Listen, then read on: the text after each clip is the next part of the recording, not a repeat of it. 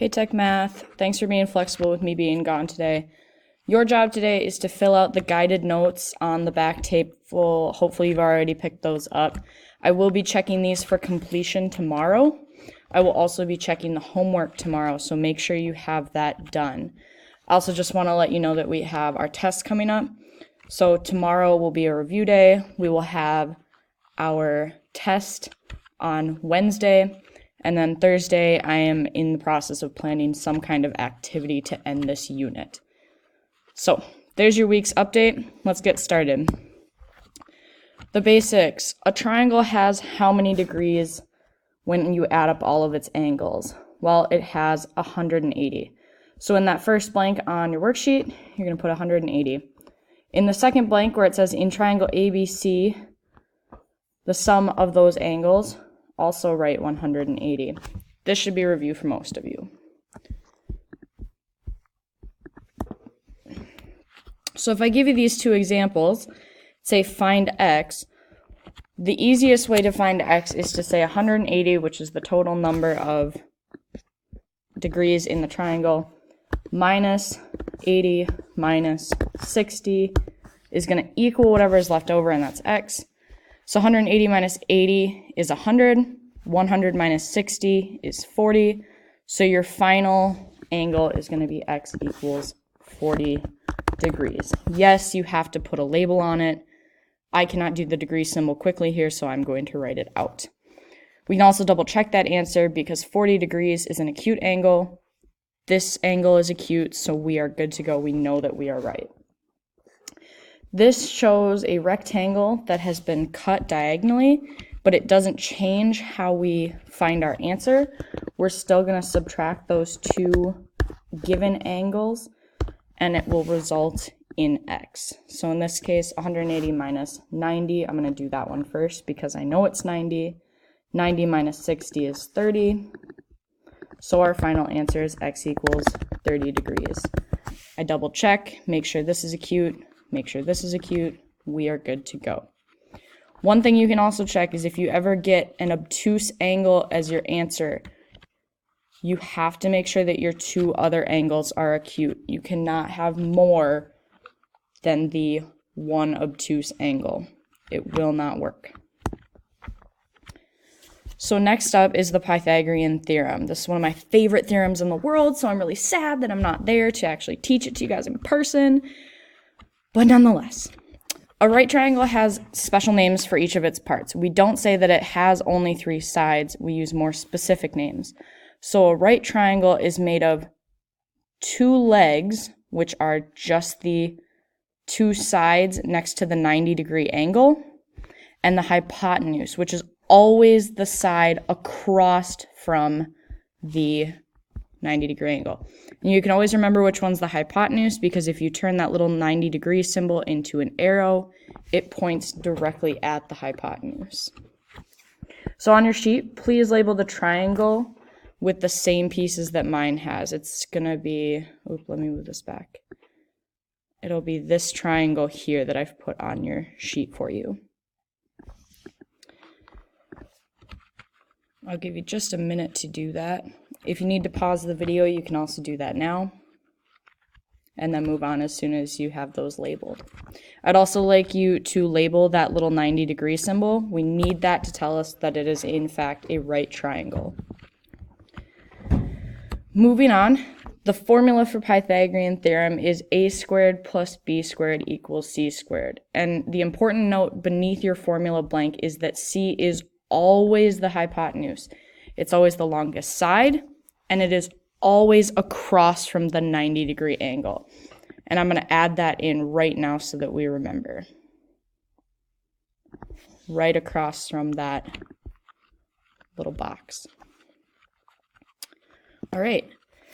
So a lot of you know that we can find the length of the hypotenuse with this formula, but we can also calculate the length of a leg. So A is to calculate the length of the hypotenuse. B is to calculate the length of a leg, which is either one of the sides next to the 90-degree angle or the other. And the final thing that we can do is we can confirm that the triangle is a right triangle. So given this triangle here, I'm going to see if the formula holds. I'm going to put it into my formula piece up here. My two side lengths are 7, so 7 squared plus 12 squared. Does it equal 15 squared? Well, let's find out. 7 squared is 49. 12 squared is 164. I'm sorry, 144. And 15 squared is 225. So does 49 plus 144, let's actually bring that down so you can see what's going on. Does 49 plus 44 equal 225? Well, if we throw that in a calculator real quick, we get 144 plus 49 is 193. Does 193 equals 225? No, it doesn't. So is this a right triangle? Absolutely not. If our formula does not hold, it does not confirm that it's a right triangle. So if you didn't do this activity along with me, please just rewind the video a little bit, and where it says examples underneath the 3 uses for the Pythagorean theorem, please draw this triangle and then show your work for why it is not. I want you then to do the same thing with this, put it just to the right of that other example, and then you should pause the video here, try this example on your own, and then you can check back for my answer. All right, hopefully pause the video and tried it on your own. Here is the work for this one. We are going to try to confirm whether or not this is in fact a right triangle. So I'm going to put it into my formula. I know one side length is 3, so I say 3 squared plus the length of the second side, which is 4. Does it equal the length of the hypotenuse, which is 5? When I do this, I get 9 plus 16 equals 25.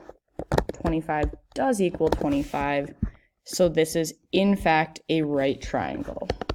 Yes, right triangle. And while this isn't on your notes, it's a cool thing to notice. 3 side lengths that make up a right triangle, when it works out like this, these are called Pythagorean triples. It's a set of 3 numbers whose squares fit into the Pythagorean theorem like this. And there are a ton of these in the real world. I mean, there's multiples of these. 6 squared plus 8 squared equals 10 squared. Just a variety. They're a really cool topic. But anyway, moving on. These are how you find the side lengths. Very similar to confirmation, except now we have to solve for an unknown variable. So here I notice that a side length is missing. So I'm not going to say a squared plus b squared, because what I said before was the hypotenuse is always going to be your c. So when I put this into my formula, I'm going to have to say a side length plus an unknown side length is equal to that hypotenuse length. In this case, I labeled this final length B. You could have labeled it A. It wouldn't have changed anything. As long as you know that B has to be on the left side and C has to be on the right, because these are the legs. This is the hypotenuse. So if we throw that in a calculator real quick, we get 784 plus x squared. That is the symbol for x squared because I'm not putting it into the fancy equation piece up here. Equals 44 squared, which is 1936.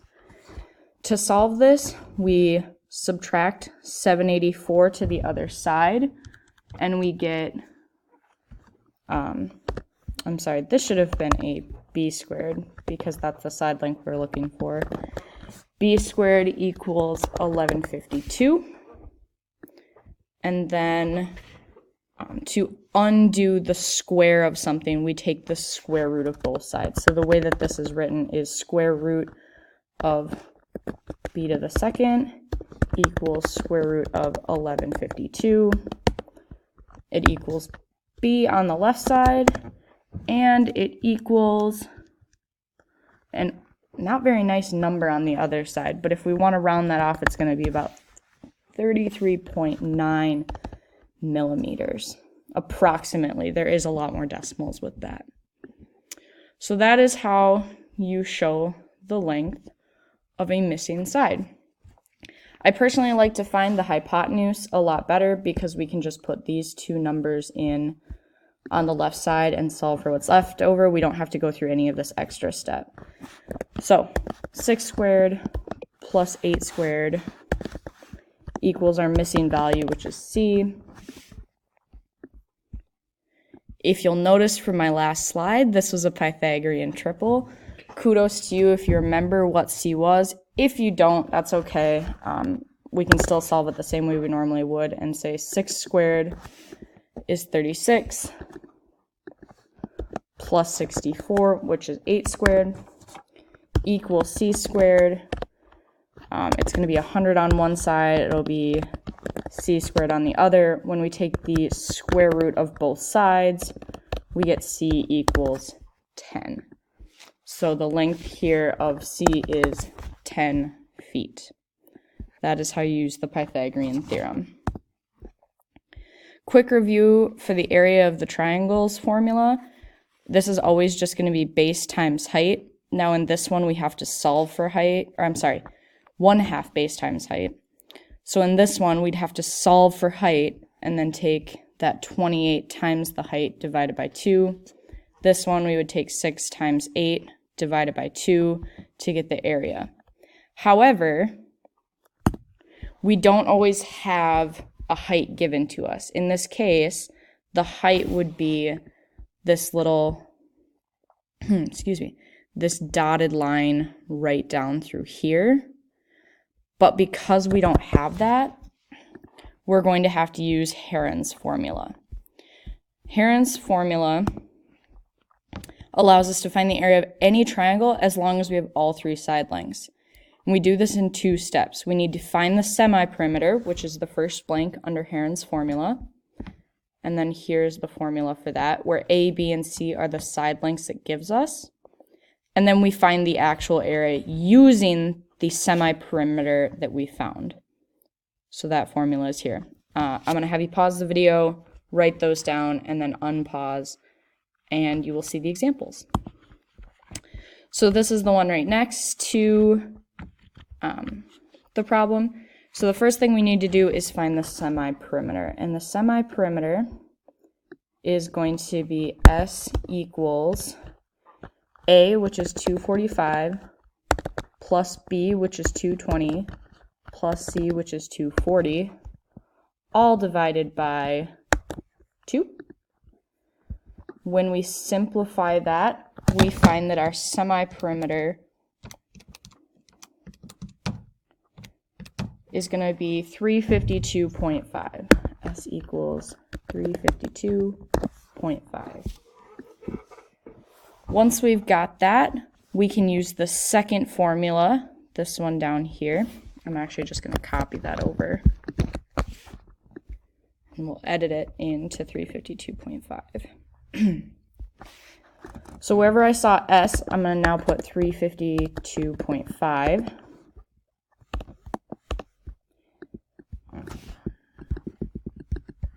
My computer's being a little problematic right now. Hopefully it keeps going. I also see that I am coming down to the end of my video recording abilities. So I'm going to finish plugging these numbers in and then just quick tell you how to finish the problem. And I won't be able to show you that second example, but that's okay. You should be able to do that one on your own at this point. And again, tomorrow I will check to see that you have the right answer. So here is the final formula equation once we have all those numbers in. It's off the page because it's such a large formula. And the only thing to remember as you're completing this is that you have to do the inside stuff first. So you need to simplify each set of parentheses multiply them against each other, and then multiply this and take the square root. If you have any questions, please let me know via reminder email. See you tomorrow.